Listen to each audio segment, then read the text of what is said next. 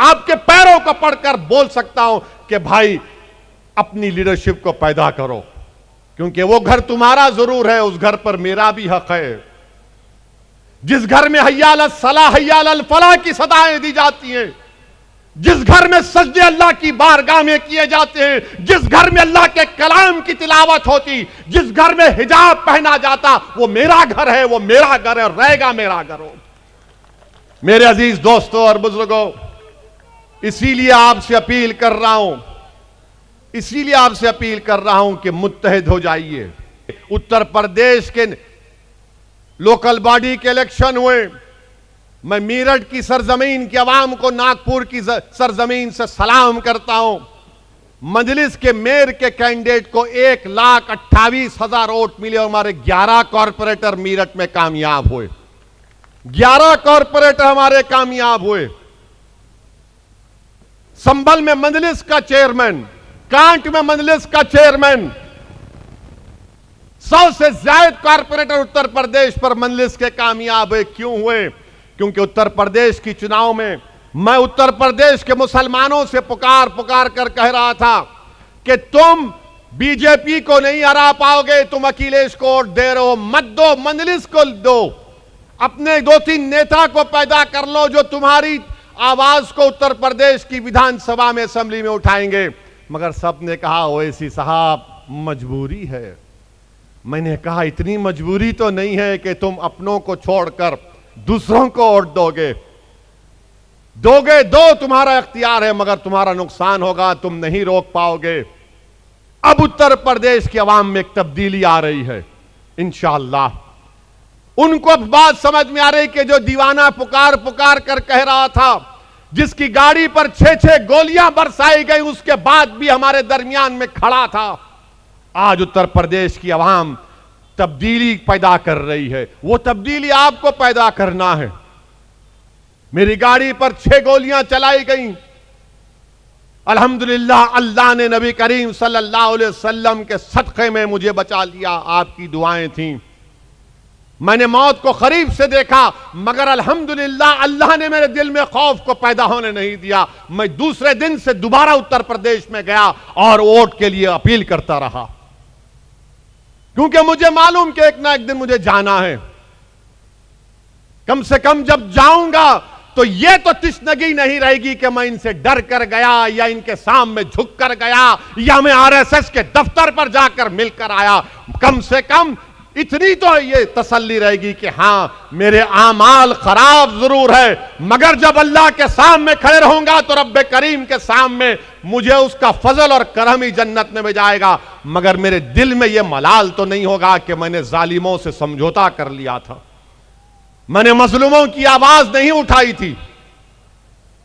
मैं इलेक्शन हारने से नहीं डरता हूं, मैं सिर्फ अल्लाह से डरने वाला हूं।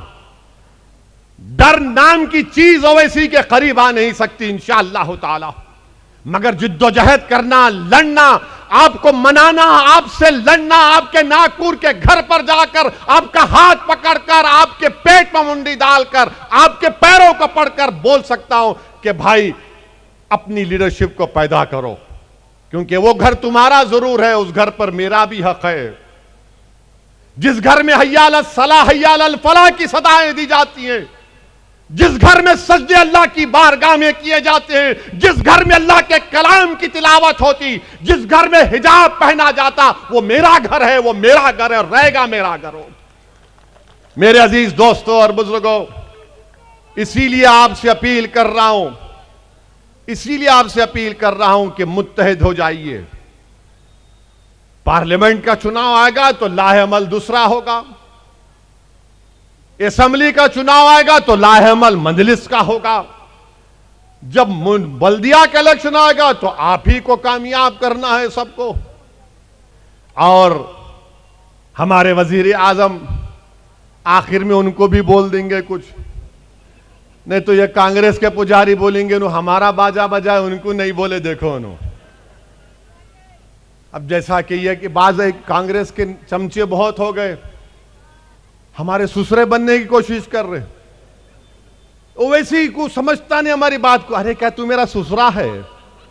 मैं अपनी ससुरे की बात नहीं सुनता हूं, सिर्फ बीवी की सुनता हूं, क्योंकि आप सब सुनते हैं, मैं भी सुनता हूं। घर को गए तो भड़काऊ भाषण नहीं दे सकते, घर में खाली नीचे मुंडी डाल के जी जी। इन्हों हमारे ससुरे बन रहे, हमारे को मशवरा दे रहे, अरे तुम हारमोनियम लेके बैठ जाओ, तुम मुझे मशवरा देने की जरूरत नहीं है, मुझे ये बताओ मोदी को कामयाब किसने किया। अरे मोदी की हुकूमत में सबसे ज्यादा नुकसान अगर किसी को हुआ तो अल्पसंख्यक समाज को हुआ। 9 साल में दलितों को नुकसान हुआ है।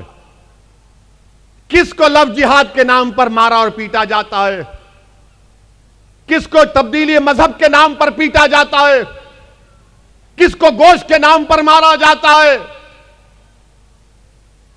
किसको सिटीजनशिप छीनने के लिए CAA का कानून कौन बनाता है, कौन बनाता है बताओ मेरे भाई। सबसे ज्यादा तो यही हो रहा है। UAPA का कानून बनाया गया, अमित शाह ने बनाया, उस कानून में अगर जेलों में सड़ रहे तो सबसे ज्यादा दलित, आदिवासी और मुसलमान। 8-8 महीने 2-2 साल बेल नहीं होती है, क्योंकि UAPA का कानून बीजेपी कांग्रेस ने तायीद किया। ये 9 साल का रिकॉर्ड है प्रधानमंत्री का। और मैं फिर से कह रहा हूं कि जब तारीख लिखी जाएगी नरेंद्र मोदी के सियासी लेगेसी की, तो उसमें जरूर लिखा जाएगा कि प्रधानमंत्री जब मोदी थे तो मुसलमानों को मार्जिनलाइज कर दिया गया, मुसलमानों को एलियनेट कर दिया गया, और मोदी के 300 के MP में एक भी मुसलमान MP नहीं है, एक मुसलमान मिनिस्टर नहीं है। हिजाब के खिलाफ कानून बनाती है बीजेपी जब मोदी वजीर आजम होते हैं।